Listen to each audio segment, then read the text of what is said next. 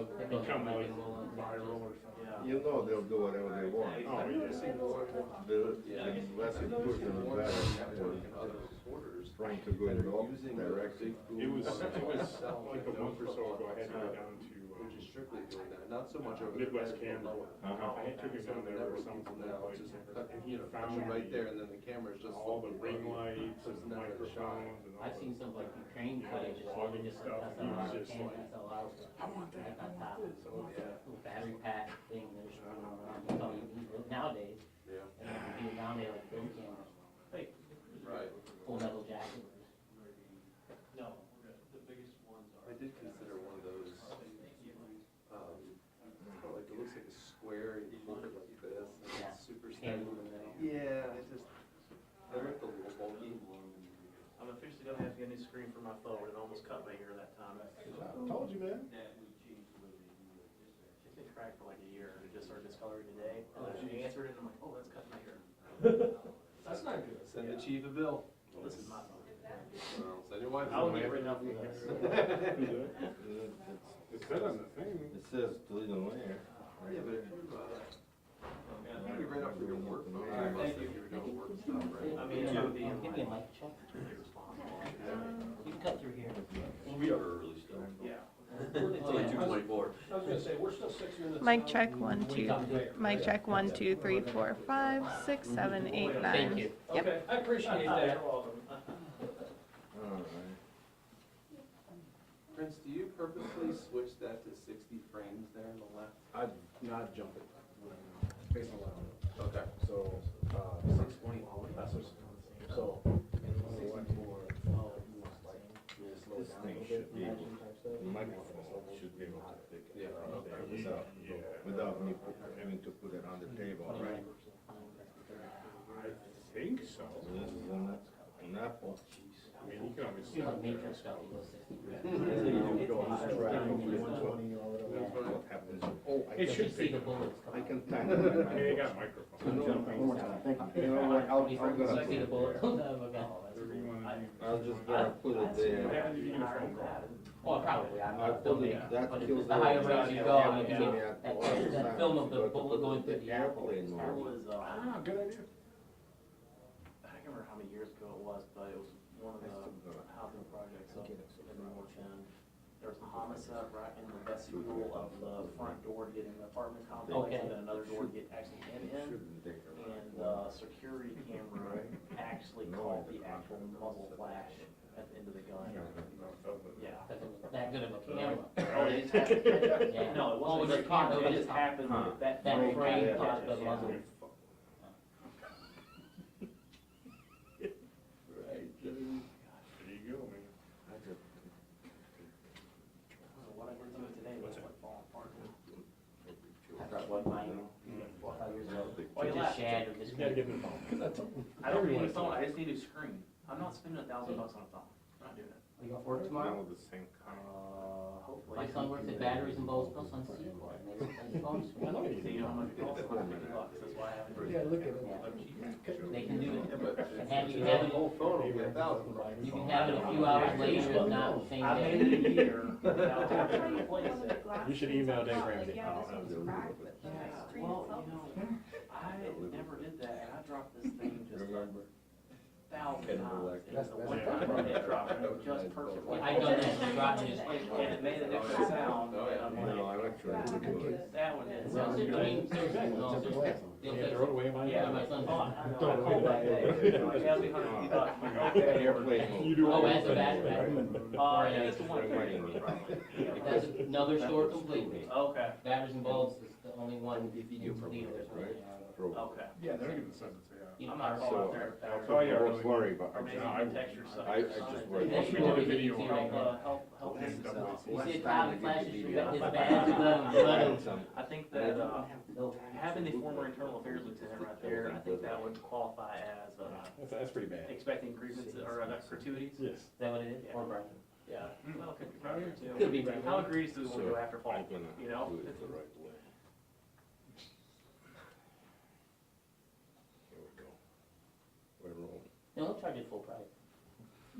Sure, sound like I'm But joking. he'll work, he'll put you in top I'll of this just thing. plan that thing here. That would be, fully appreciated.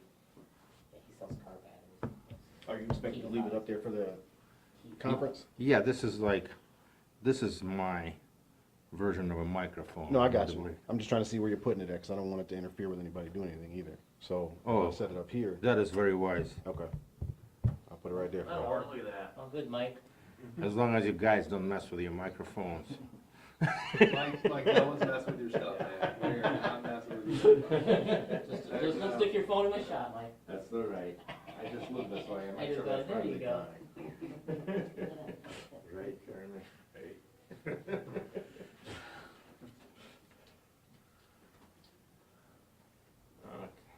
Look, I made it back in time. I still beat you. Yeah. Oh, you're getting I a big showed it. panel? Yeah, I brought in a bigger panel. Yeah, I figured got one of those that too, I figured. We had the time, so. Good. Try one of those. So if we do that, it'll be something extremely bright and it puts a glare on the screen. Oh, yeah, that's the balance I'm doing these, is the, Yeah. I can get kind of direction in this. Friday. you've probably been up for the mayor's, that's the thing, he has these lights, little, turn on those little track lights, Yeah. right there. And on- we have some panels, that we'll look at in the future, just some place timelines. Oh, no, you're fine. I'm going to Florida for 2 weeks. No, yeah, we're in Florida. Those turn around. Around Hollywood, Pompano Beach, it's north of, Fort Lauderdale. Oh, nice. Well, we've been all over the place. That's what my wife prefers, and it's most price efficient in terms of I how. think I'll need my hot lighter here. That's I think this should one- be good. I think Put this on one like, maybe even 50%, Now yeah, give it a thing, just to kick it in there. yeah? Too much action.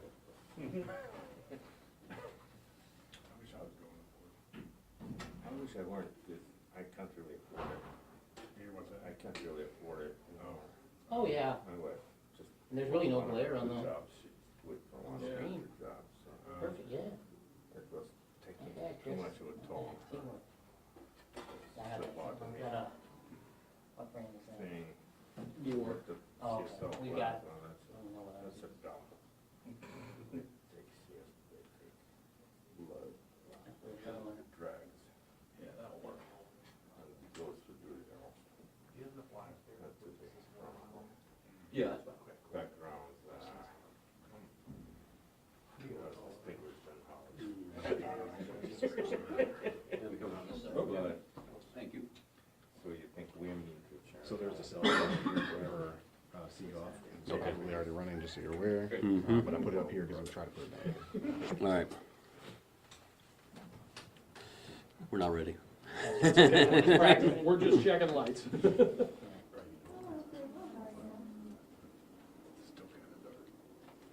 How about Yeah, the that's computer? gonna work. You're fine. It's a nice warm tone. Okay. How's it going? Doing good. They make you this permanent? It's nice to have you here. Congratulations. Big shoes to fill.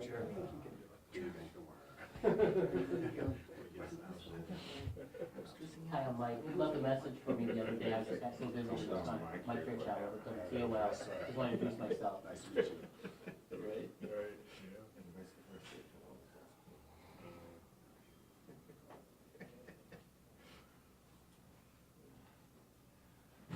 It's nice to see people. I remember the previous time, you weren't there, right? Shooting after a long case. It is. Oh, no, I I don't think that would be. A long video, there was so much things, so many things to take care of. and not- They get relegated into the job because they got put over the night duty for an injury or whatever, and they don't know how to return to do the job.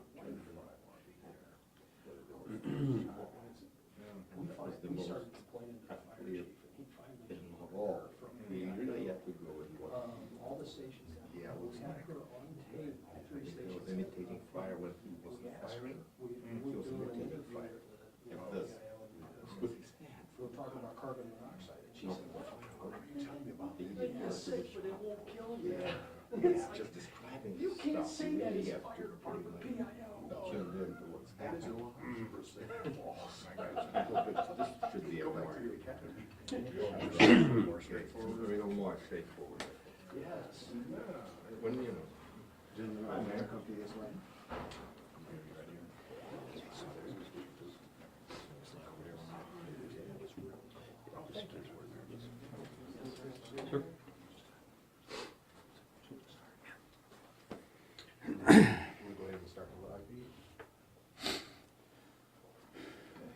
Officers running.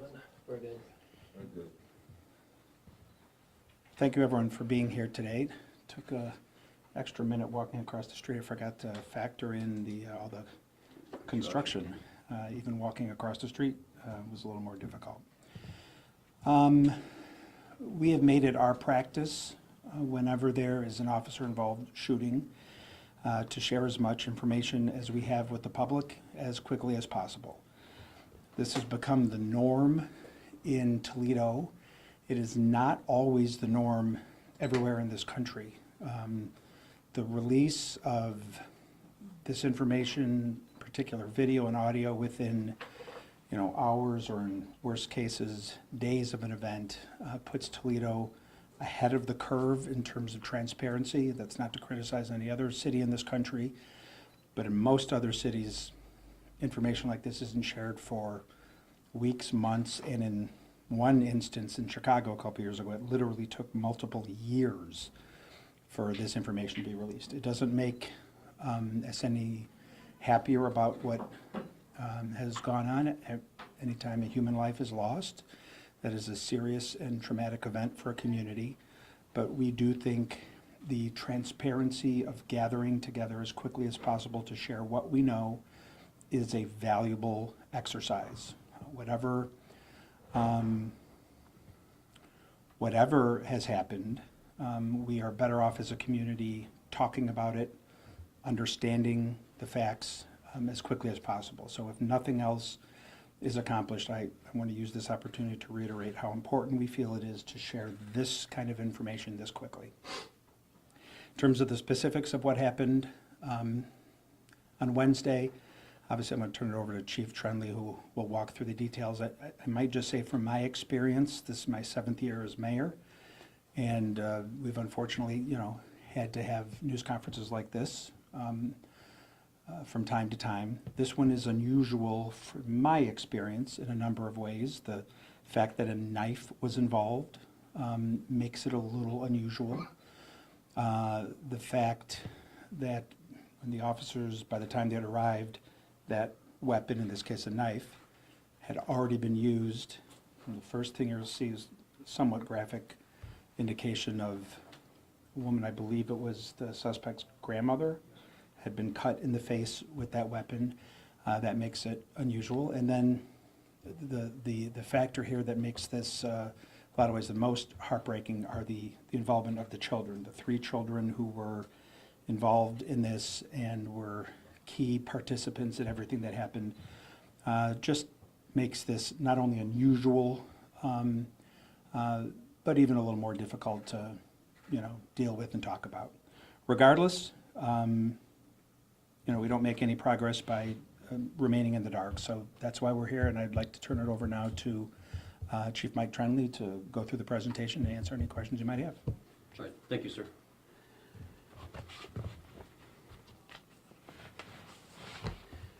All right, so we're here today to talk about the officer-involved shooting that occurred at 1623 Vance Street.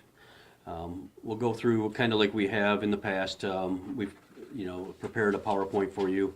We do have some videos involved. I will tell you that some of the videos, even from the audio standpoint, you might find disturbing. So just kind of know that in advance. The shooting happened on April 17th. Our officers were called they were actually called to 1621 Vance because the grandmother got locked out of the house at 1623 Vance. So she ran next door and asked them to use the phone. The first call ended up in a 911 hang-up. There wasn't very much communication. Our 911 dispatchers called back to the house. The resident of 1621 actually picks up the phone and talks to the dispatcher. And on here, you'll hear, demonic thoughts. There's things that are going along that way, in crisis, having some sorts of episodes, and kind of painting the picture for the officers that respond to the scene. So first thing we're going to do is show you the suspect. So Erica Allen, she's 26 years old. She lived at 1623 Vance. We believe she lived there with her grandmother and her 3 children, ages 10, 6, and 2. She doesn't have much criminal history with us. We only have one interaction we could find, and that was a speeding ticket. But for whatever reason, today or on this day, she was having an episode and was in crisis, and unfortunately we had to respond. So as we go to the next slide, we'll talk about the officers involved. First officer is Officer Cherokee Tab. He's 31-year-old black male. He's hired in November of 2016. That day he was working Unit 711, an operations unit, and it was a 2-person unit. He had no active discipline. And he will be the first officer you see that fires the first round. The second officer involved in the shooting aspect of this was Officer Patrick Fisher. He's a 42-year-old white male. He was hired in October of 2013. He was working SWAT that day. As a matter of fact, we'll talk about that as we move forward. He was working in training. We're in the process of putting on a new SWAT class. So they were pulled from the training cadre and responded to the scene, which was a blessing in that we were able to get our SWAT officers there in a relatively quick manner. But one of the things that is the downside of that, because they were in training, they actually did not have their body cameras with them. So as they were responding to the scene, one of the other SWAT officers was responding to our building to pick up their body cameras. But as we progress through here, you'll see that we had to make a decision to move before we waited for those. His one act of discipline was from 2022 for careless. We talked about this before, actually. Officer Fisher was involved in an officer-involved shooting back in October in front of the Blade Building, if you remember. This was one where he used the wrong type of gas round to put into a house and ended up catching the couch on fire. So that was his discipline. All right, so as we move to the next slide, we're going to listen to the first 911 call, and as I said before, this is our hang-up call. 911, where is your emergency? What's the address? Hello? Hello? Hello, what's the address? Hello? Hello, are you there? So don't know what exactly happened there, if she just hung up the phone, got cut off somehow, but as our dispatching and 911 call taking, their procedure is when we get a 911 hang-up call, we immediately try to call back to try to see if we can ascertain what's happening at the address. That will be the next slide in the next call.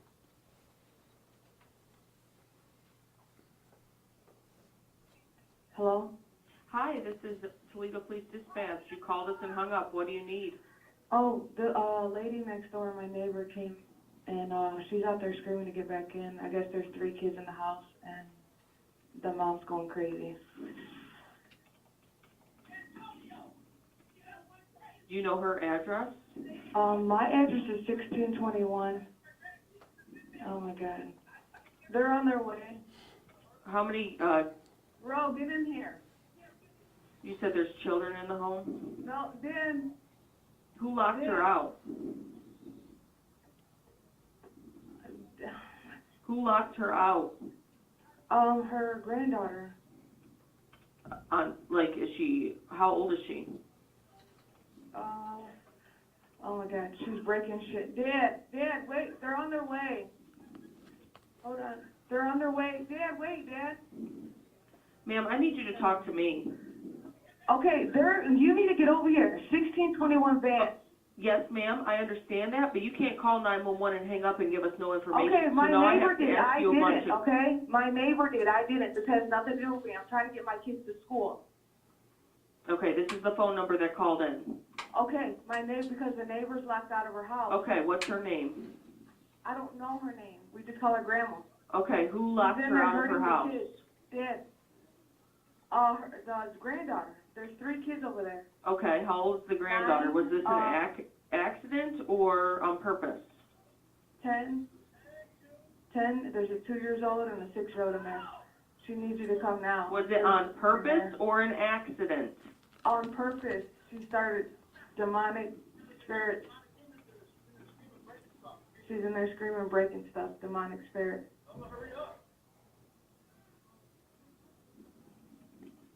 Okay, she's having a mental episode.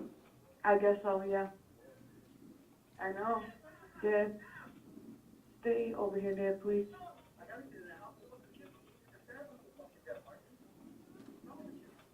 Okay, they are en route. The cops are on their way. She said, please hurry. Okay, we have them en route. Antonio, stay over here. You can't be in any of this shit. Okay, so that's the 911 call we received. First officers respond to the scene. You know, they still have really no idea exactly what's happening. It's a little bit confusing listening to that.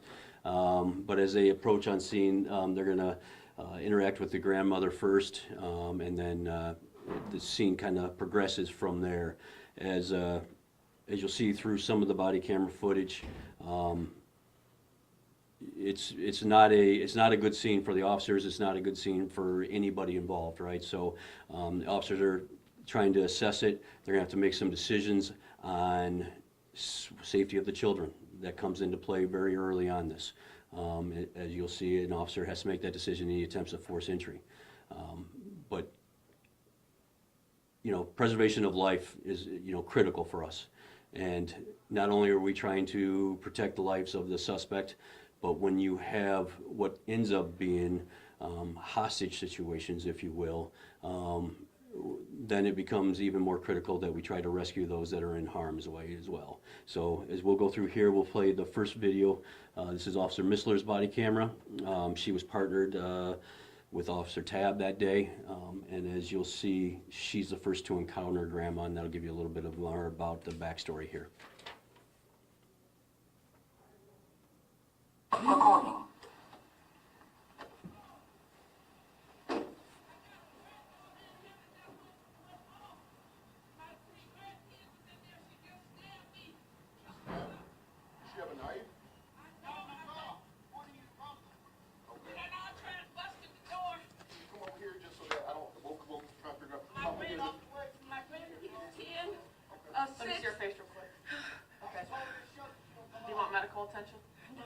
How old is she? She's 26 and she crazy as hell, talking about demonic something. Okay. Is she diagnosed with anything? No, but I know she's been having problems, but I never see her. Do you want medical? Not right now. I want my grandkids out there, but like, don't pull up. Get your taser out. I'm telling you, she's naked and she's fucking one nuts. All right, so officers are starting to gather a little bit more information. As you can hear from Grandma, right? She's got, her only concern is the fact that she's already been cut by her own granddaughter. Her only concern is getting my grandkids, my great-grandkids out of that house. All right, so that's a telling fact right there. She's witnessed this. She's already seen her use violence on a family member. So the fear becomes, what are those kids? Are they in harm's way? Are they in danger? And do we need to get in there and rescue them right away? So the next camera you're going to see is Officer Tab. And you'll see him kind of make some decisions on how to get in the house and make a decision eventually to try to kick in the door, which you will see leads to Officer Missler being attacked with the knife. Thankfully, she was able to back away from the opening and the knife missed her.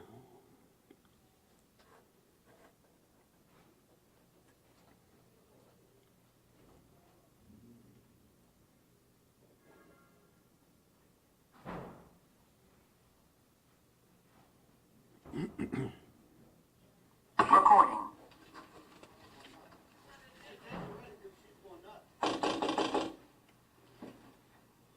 Police! How old are the kids in here? 7-11. Sounds like this lady's barricading the door. Okay, 7:10, you start that way. Alright. Yeah, 805. 805. Is your back door open? So, well, do you want there or not? You can keep it for right now, but we're still trying to make contact with her inside. Yeah. Man, what's her name?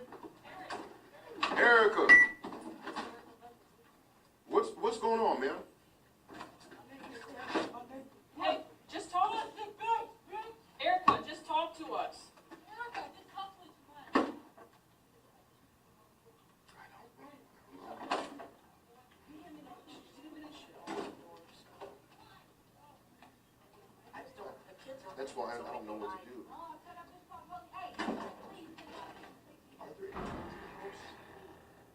Are there any weapons in the house? Okay. Okay.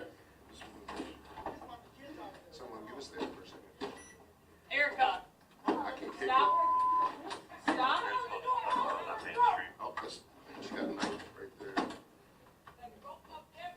Someone, she's got a knife right here. Is it a knife? That's a knife. That was right there.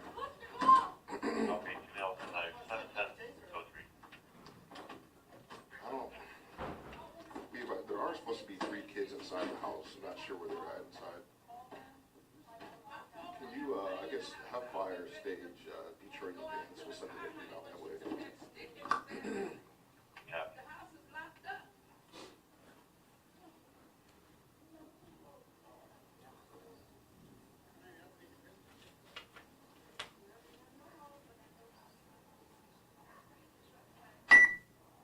And if, I guess the next crew, can they, when they get here, can they take the rear?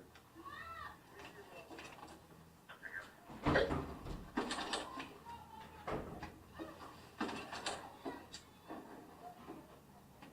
What? Hey, 7-Eleven, I hear the kids screaming inside out of 4 seconds. Police!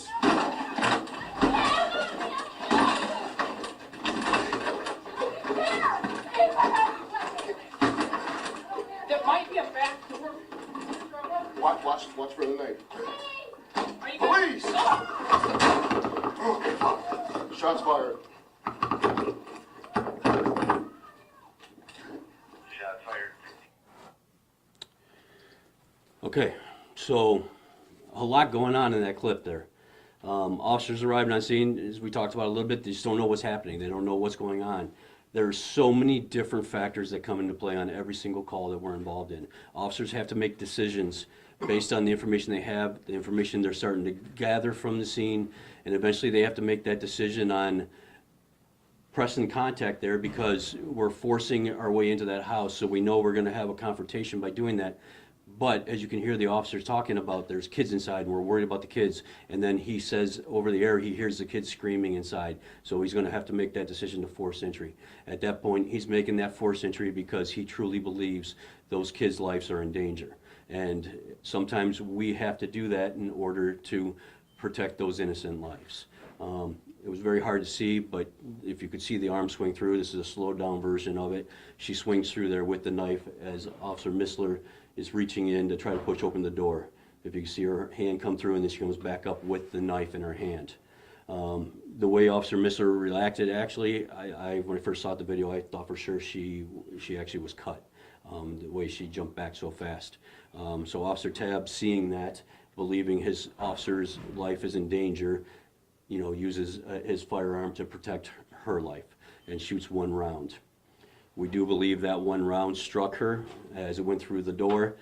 Based on some further information, you'll see some further videos, some blood smears going up the stairway, and then based on the trajectory of the round and her injury to her face, we believe that round actually struck her in the face up there. So this still continues to progress. Officers are still trying to figure out a way to end this, even though there's been shots fired already. Try to end this peacefully, or as peaceful as we can, right? So you'll see Officer Aguilar here, he's going to come up, he's going to try to break out the window, and he's actually going to try to tase her from outside to see if he can maybe incapacitate her for a few seconds to get our officers in there to take her into custody. Go ahead and play the video.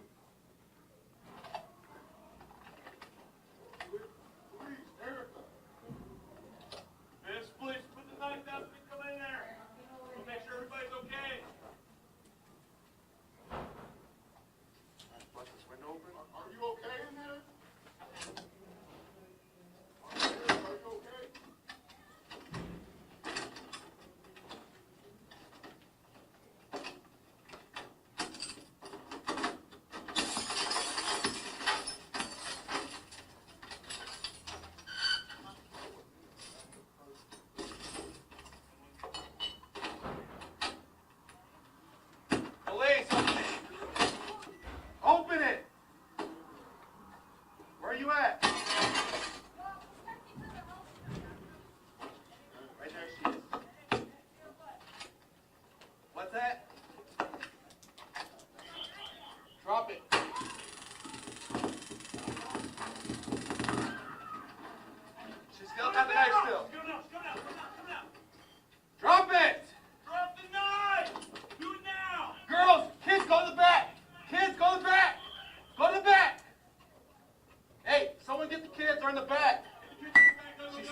door.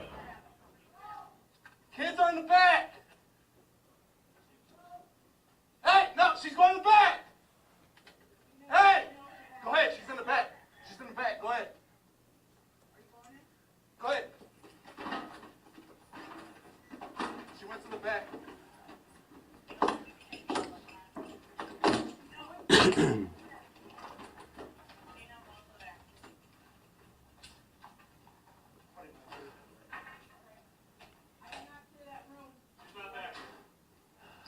I don't know where the kids went. Must have went to the basement. Check that room to your right there. There's a door right there. Hold on, that door right there. She went over there. Okay, so the taser's ineffective in incapacitating her. However, the kids ran from the room, so then you can hear them trying to get them to see if they can get the back door open to get the kids out of the house while she's still preoccupied in the front room with us. Unfortunately, that wasn't able to happen. She eventually leaves and chases after the kids. She eventually chases with the kids and moves them up to the attic. Our officers then take a position in the attic stairs there, trying to make contact with her, trying to negotiate with her. We have a negotiator on scene by this time, and while we're trying to determine what actions we're going to take, because there was a lot of communication happening on the scene, whether we were going to make immediate entry to that attic before SWAT got there, how far out SWAT was. So those kinds of discussions are happening, so it allows some time to try to negotiate and talk to her.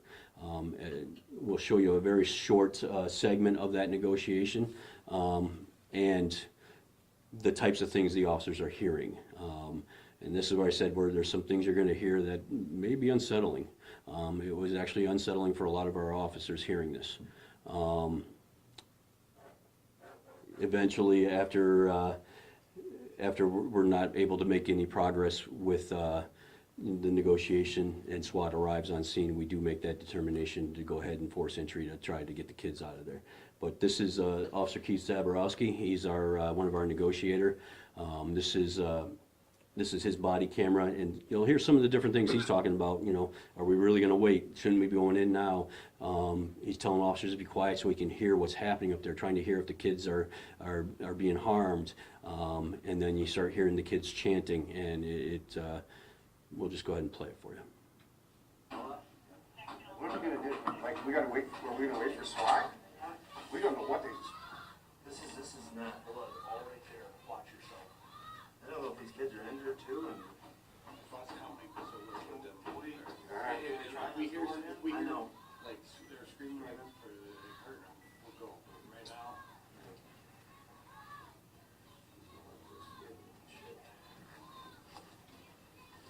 Erica! Erica! Hold on. You guys quit talking. I just want to hear if something starts happening to the kids.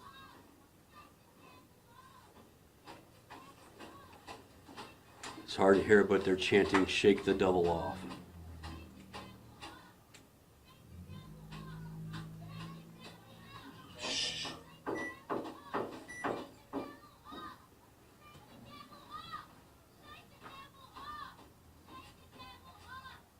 Erica! Erica! Can you please talk to me?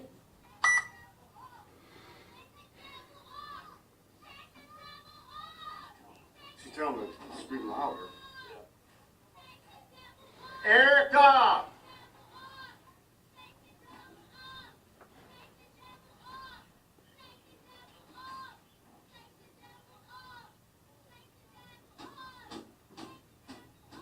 Yeah, I don't know if I think they're just hitting things.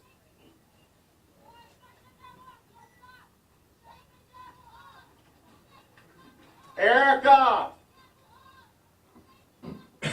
Erica, please talk to me.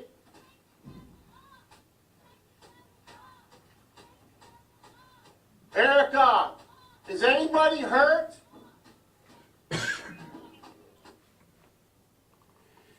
Okay, so I know it's kind of hard to hear, and it's probably hard to hear at home, but they're repeatedly saying, "Shake the devil off," and they're banging on something. We don't know what they're banging on or what they're doing, but all of these things are coming into play.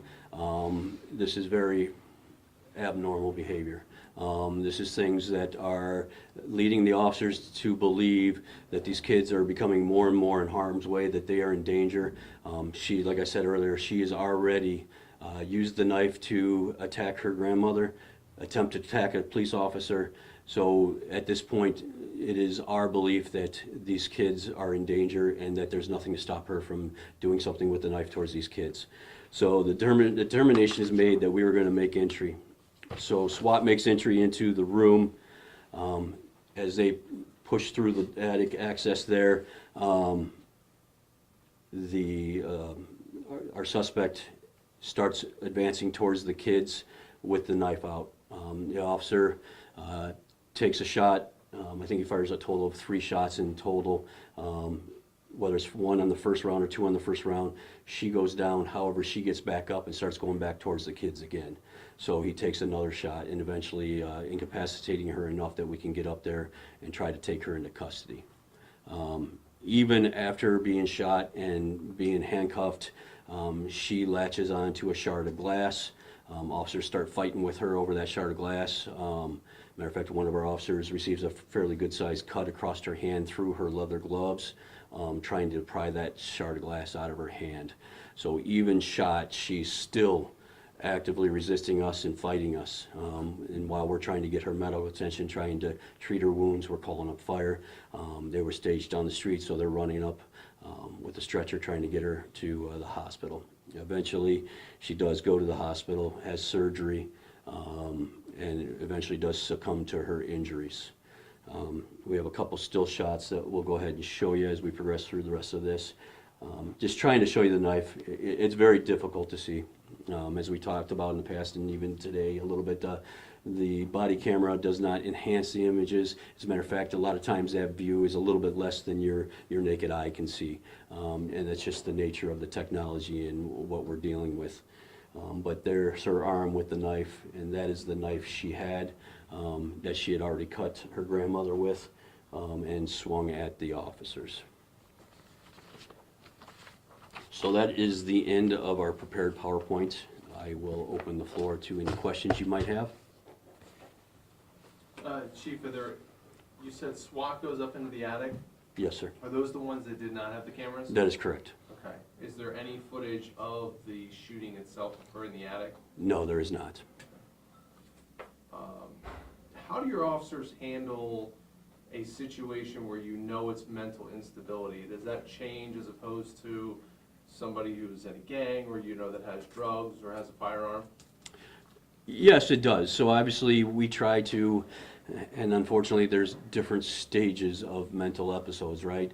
So somebody that is in crisis, that is communicative and we can talk to them, obviously we try to de-escalate. We try to use our training, our crisis intervention training, to try to talk them down and try to get them to help.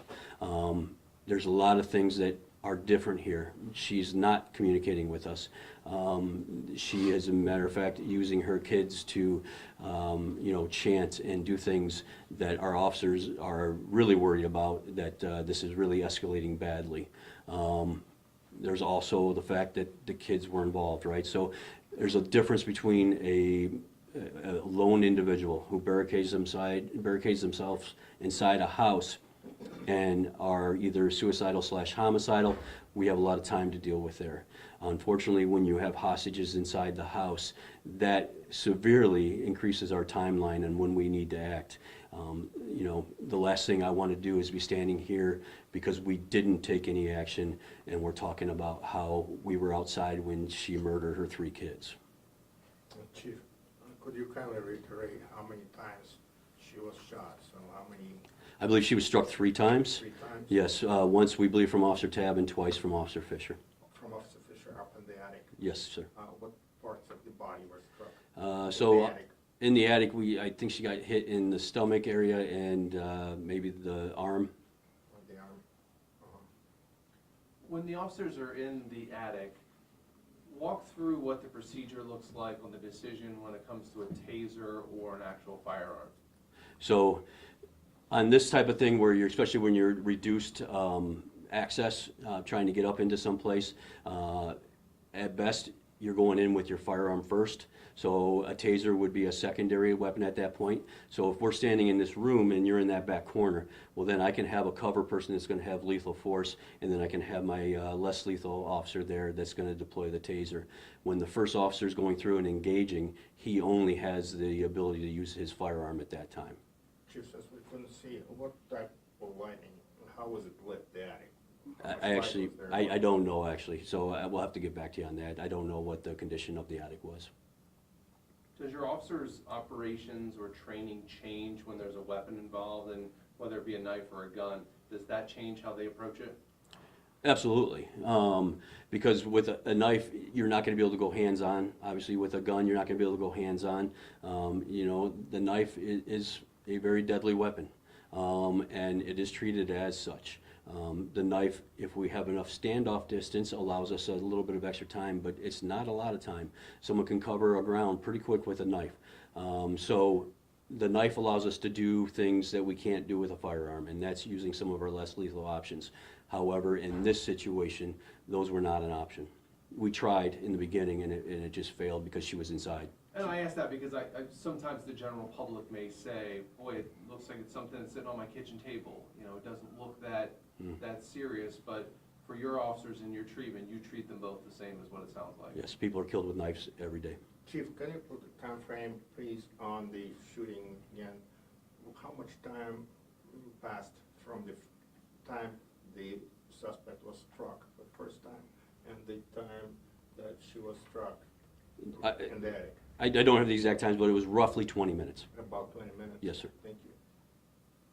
And just to back up a second, so you said that the officer on the SWAT portion up in the attic, that's the second time he was involved in a fire incident? Yeah. So if you remember back in October of last year, in front of the Blade building, the young man running with a gun that stops and turns and points the gun at him, and he fires. So that was his second incident of officer-involved shooting within a year. And that's Officer Tapp? No, that is Officer Fisher. Officer Fisher. Does that raise any concern for you for not only how his mental health, but making sure all procedures are followed, or is it just two completely different happenstance instances? It is two completely different situations, right? So does one influence the other? No. Do they both influence him? Absolutely. So, you know, as we do with all of our officers, he'll go through some incident debriefing. He'll meet with a counselor and just talk, and that's part of our whole process now. And, you know, officer wellness and safety is critical to us, and mental wellness is important as well. So we'll make sure that he's in a shape to go back to work before he gets back out on the street. Obviously, with the nature of his assignments, he's more prone to be involved in some of these critical incidents. Do you take anything away from today of your members of your department, folks that have looked at this? Have you been able to take anything from this, learn anything, glean anything? So we'll always learn from every situation. So we'll talk about what could we've done different, what could we do better. My takeaway is our officers are heroes. They saved the life of 3 young kids. What is the condition of the children, and whose custody are they in now? Yeah, so they're physically unharmed. Obviously, we have concerns about their mental well-being. They're in the custody of grandmother right now. We have been coordinating with CSB to make sure that there's continuing services and that, you know, the situation is investigated there to determine the best outcome for the kids. What's the status of the 2 officers that were involved in the shooting in this incident? They're still off on administrative leave. They were interviewed this morning. They'll be returning back. It's the 3-day administrative leave automatic, so they'll be returning back to duty shortly. Paid administrative? Yes, sir. Thank you. And this was the second officer shooting in 2 days. Does that leave you any pause with Leland happening the day before that? So, yeah. I mean, unfortunately, we had back-to-back incidents. And officers having to use their firearm is a major thing. It's a big deal. It's a big deal for the officers, it's a big deal for our community, it's a big deal for our department as a whole. What it tells me is, you know, our officers are out there doing their job. Our officers are out there being proactive and doing what needs to be done to protect our community. They're not, just hiding out, not avoiding harm's way. They're not serving those felony warrants. They're not getting in and arresting the people that need to be removed from the street to protect our community. So they're out there doing their job every day. And unfortunately, this is a part of their job. And this is what today's law enforcement looks like. I guess it does say something about that. A message to the public at all from anything you've taken from these last two incidents? Yeah, my message would be, there's a lot of messages here. Number one, this particular incident, you've noticed that there was something wrong, that there's something going on. You need to intervene if you have a family member or a loved one that is in crisis and you need to get them help. Waiting for us to come after it's too late is probably the worst possible outcome you can expect. When we're called, it's usually too late. Early intervention into mental health is critical. Loved ones, family members, you see that, you know your people better than we could possibly ever know them. So when you're starting to see signs like that, it's incumbent upon you to take some action. Our community, you need to be looking out for each other. You need to be looking out for your kids, your family, and making sure they're not involved in crime, making sure that they're doing the things they need to do. Educate them about how to interact with the police department. Make sure that they understand, I'll say Buffalo Soldiers probably has one of the best messages out there, Earl Mack, and that is comply now, complain later. A lot of times we have incidents that escalate because someone doesn't believe they're doing anything wrong and they don't want to listen to us. And unfortunately, that escalates things that turn out badly, and we see that across this country. People that cooperate may be inconvenienced, but usually, if they are truly not doing anything wrong and innocent, and they don't end up being arrested and they don't end up being harmed in an altercation with the police. How often when you respond to situations do you see there being a factor of mental health being an issue? A lot more now than we have in years. It's steadily increased since 2020, and it's something that a majority of our calls, I think, have some kind of mental health component being attached to it right now. Chief. Go ahead. You mentioned the crisis intervention training. What does that involve for the officers? Because I'm sure there's a range of mental health issues that they encounter. Yeah, it's actually a great program. The Mental Health Board helps us and they put it on with us. It's a 1 week long training for our officers where they're exposed to all kinds of different mental health illnesses and the precaution or procedures to help deal with them, to help educate them, to teach them the different techniques to de-escalate those. So we do a 1 week program with that, but every officer gets 2 days of it in our academy. We're just in the process now of implementing that at the 1 year anniversary of your graduation from academy, every officer will go through that. We believe it's that important and it's that big of a problem on our street right now that training is critical. Chief, do you know if there's any mental health history that the suspect has? We don't. So unfortunately, we tried to figure out, they can't confirm or deny that they've ever interacted with her. And I'm sure that's partially some HIPAA stuff, but we do not have, as the Toledo Police Department, any interactions with her. Mm-hmm. Is there any way you guys can gauge if if there's any mental history at the particular address you're responding to, if there are no calls? Yeah, no, there's no calls there, so there's nothing. So we do a search of history for the address and for the person involved, and the only time we had any interaction with her was that speeding ticket. Some departments I know across the country have started having a trained mental health professional go out. Has that been something that you guys have considered? It is. We've talked about it in the past. We had a crisis intervention crew. Unfortunately, that kind of, where it was just 2 police officers. But when we had some staffing shortages, that kind of got stepped down. We are currently in talks with Mental Health Board. As you know, the legislation that was just passed, part of that was actually for a co-responder model. So we are in communication with them, talking about doing it. I would say this is not a scene where you'd probably do a co-response. At that point, this has escalated beyond the intervention of a clinician. Thank you, guys.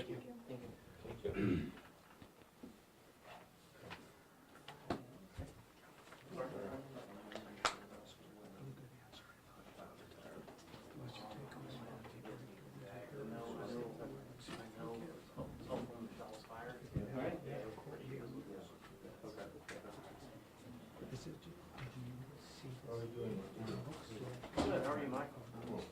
No